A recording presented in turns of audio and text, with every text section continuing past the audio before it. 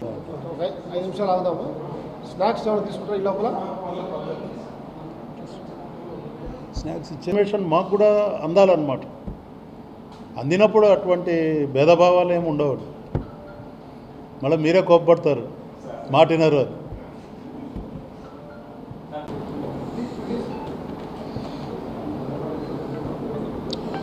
పాత్రికేయ మిత్రులందరికీ శుభోదయం. నా పేరు సీతారామారావు. ఇటీవల 10 రోజుల కిందట కర్నూలు ఏసీబీ డిఎస్పీగా ఇక్కడ ఛార్జ్ తీసుకోవడం జరిగింది. నా పోలీస్ జీవన ప్రస్థానం కర్నూలు జిల్లాలో ప్రారంభమై మధ్యలో కొద్ది కాలం తప్ప 99% నా సర్వీస్ అంతా కూడా కర్నూలులోనే జరిగింది. ఈరోజు ముఖ్యంగా పాత్రికేయ మిత్రులందరినీ కూడా ఆహ్వానించి ఇక్కడ మీటింగ్ పెట్టడానికి గల ప్రధాన కారణం ఏమంటే, నేను ఇక్కడికి వచ్చిన ఈ 2 వీక్స్ కాలంలోనే కూడా కొన్ని కంప్లైంట్స్ ఎక్కువగా వస్తున్నాయి. ఉద్యోగస్తుల వివిధ శాఖలకు సంబంధించినటువంటి ఉద్యోగస్తుల నుంచి, వ్యాపారస్తుల నుంచి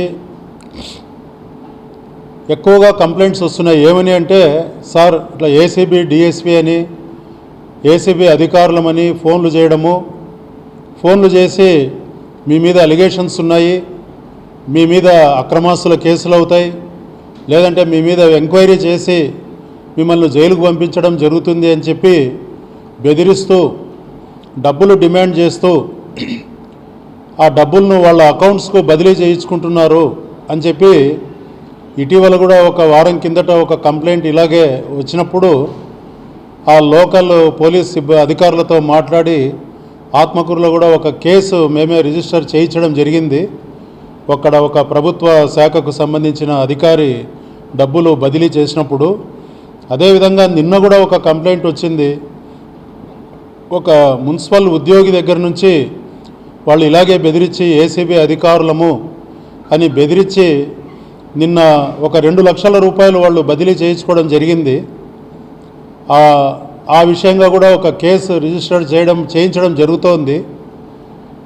ఈ సందర్భంగా ఏసీబీ తరపున కర్నూలు మరియు నంద్యాల జిల్లా ప్రజలందరికీ కూడా ఏసీబీ తరపున డిఎస్పీ అయినటువంటి నేను చేసే విజ్ఞప్తి ఏంటంటే, ఏసీబీ డిఎస్పీ కానీ, ఏసీబీ సిఐలు కానీ, ఏసీబీలో ఉన్నటువంటి ఇతర సిబ్బంది ఎవరూ కూడా ఏ అధికారికి కూడా, ఏ ప్రభుత్వ అధికారికి కానీ, వ్యాపారస్తులకు కానీ, లేకుంటే సామాన్య ప్రజలకు కానీ ఎవరికి కూడా మేము ఫోన్లు చేయము.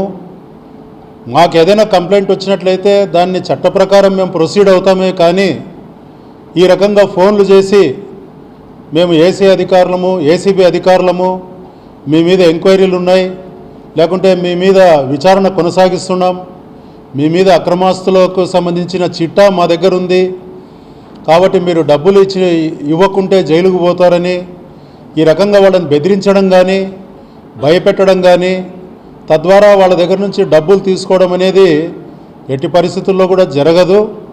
ఈ విషయాన్ని అన్ని శాఖల యొక్క అధికారులు, ఉద్యోగులు అందరూ కూడా గమనించాలి.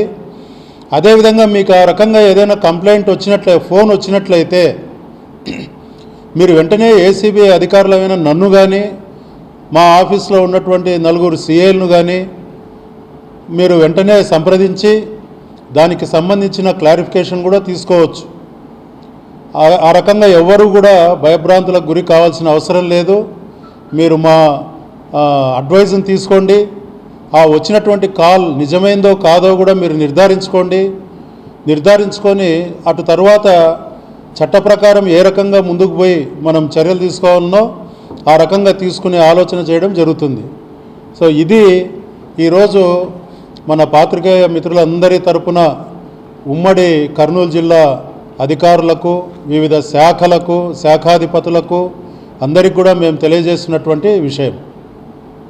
అదేవిధంగా మీకు ఏదైనా సమస్యలు ఉన్నట్లయితే సామాన్య ప్రజలకు మేము కర్నూలు మరియు నంద్యాల జిల్లా ప్రజలందరికీ కూడా ఏసీబీ తరపున నేను చేసే విజ్ఞప్తి ఏమంటే, ప్రభుత్వం వారు మనకు ఒక టోల్ ఫ్రీ నంబర్ను ఏర్పాటు చేయడం జరిగింది.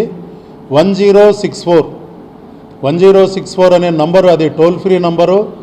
దాన్ని ఉచితంగా కాల్స్ చేయొచ్చు మనము.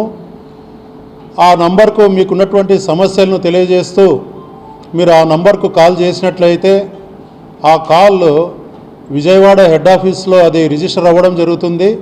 అటు తర్వాత దాన్ని మాకు ట్రాన్స్ఫర్ చేయడం జరుగుతుంది.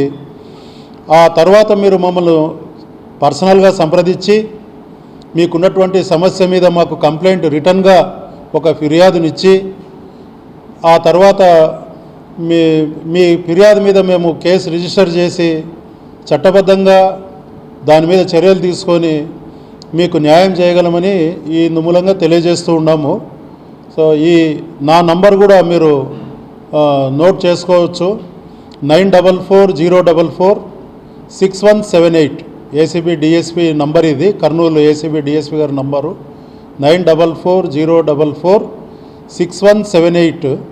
ఈ నంబర్కు కూడా మీరు కాల్ చేసి మీకున్నటువంటి సమస్యల మీద, అంటే ప్రభుత్వాధికారులు చట్టబద్ధంగా చేయాల్సినటువంటి పనులు చేయకుండా లంచం అడిగినట్లయితే మీరు టోల్ ఫ్రీ నంబర్కు కానీ, ఇందాక చెప్పినటువంటి టోల్ ఫ్రీ నంబర్కు కానీ, లేదు నా యొక్క సెల్ ఫోన్ నంబర్కు కానీ మీరు కంప్లైంట్ ఇచ్చి మీరు మీ సమస్యలను పరిష్కరింపజేసుకోవచ్చు అని చెప్పి తెలియజేస్తూ ఉన్నాము.